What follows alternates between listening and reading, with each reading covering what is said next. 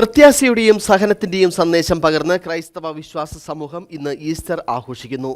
ലോകത്തിനു വേണ്ടി യേശുക്രിസ്തു കുരിശിൽ മരിച്ച് 3-ാം ദിവസം ഉയിർത്തെഴുന്നേറ്റതിന്റെ ആഘോഷമായാണ് ക്രൈസ്തവ വിശ്വാസികൾ ഈസ്റ്റർ ദിനം ആഘോഷിക്കുന്നത്.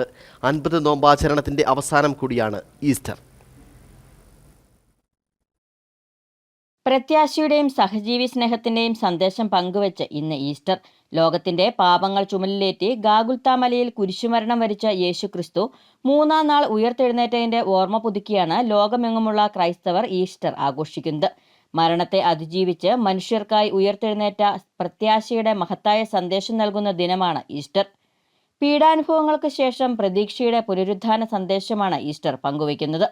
ശനിയാഴ്ച അർദ്ധരാത്രി മുതൽ ക്രിസ്തീയ ആരാധനാലയങ്ങളിൽ പ്രത്യേക പ്രാർത്ഥനകളും ഈസ്റ്റർ ആഘോഷ ചടങ്ങുകളും ആരംഭിച്ചു. 50 നോമ്പാചരണത്തിന്റെ അവസാനം കൂടിയാണ് ഈസ്റ്റർ. മരണത്തെ കീഴ്പ്പെടുത്തി 3-ാം നാൾ ഉയിർത്തെഴുന്നേറ്റ ദിവസത്തെ ആഘോഷമാക്കുകയാണ് ലോകമെമ്പാടുമുള്ള വിശ്വാസികൾ.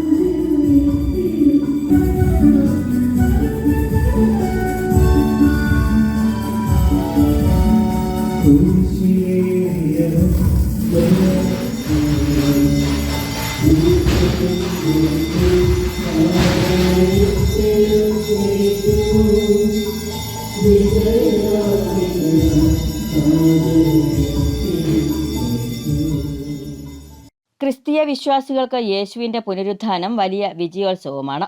മനുഷ്യന്റെ ഏറ്റവും വലിയ ശത്രുവായ മരണത്തെ ക്രിസ്തു പരാജയപ്പെടുത്തി 3-ാം നാൾ ഉയിർത്തെഴുന്നേറ്റു എന്നുള്ളതാണ് ഈ ദിവസത്തിന്റെ ഏറ്റവും വലിയ സന്ദേശം.